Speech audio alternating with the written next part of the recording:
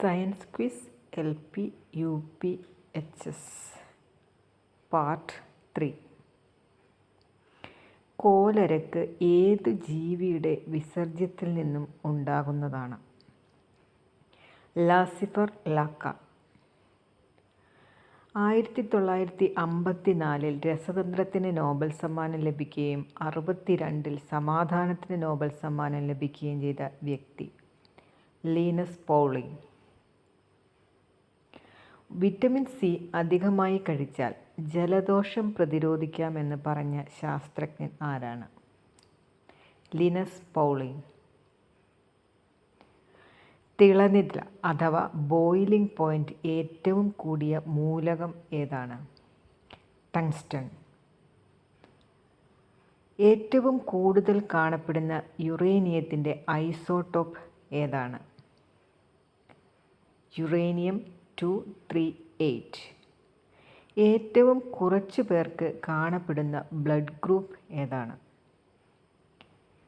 AB negative. കണ്ണീർ വാതകത്തിൻ്റെ രാസനാമം എന്താണ്?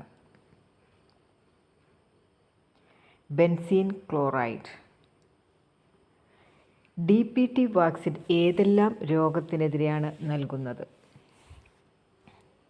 Diphtheria, വില്ലൻ ചുമ, ടെറ്റനസ്.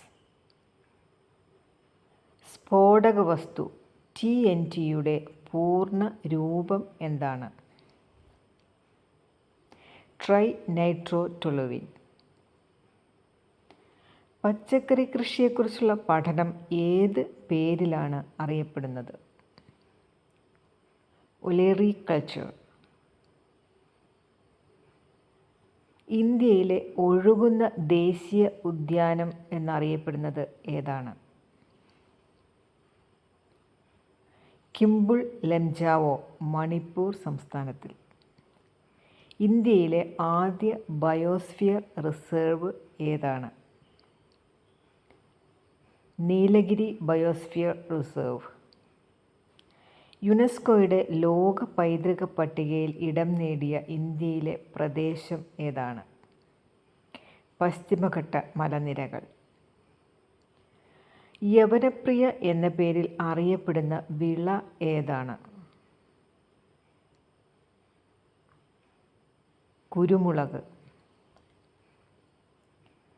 ഇന്ത്യയിലെ ആദ്യത്തെ ദേശീയ ഉദ്യാനം ഏത് പേരിൽ അറിയപ്പെടുന്നു?